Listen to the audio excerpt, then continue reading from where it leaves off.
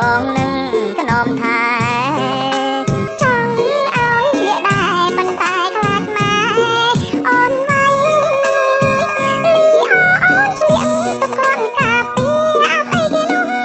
ប្រយ័ត្នតលីអូធ្លុំកាពីមិនបានទេថ្លៃថាអូននឹងទៅពេញពីផ្សារថ្មីកុំព្រួយពិសី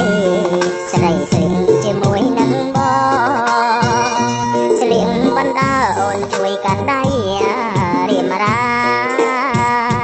ខោជីវ៉ាវត្តជាល្អ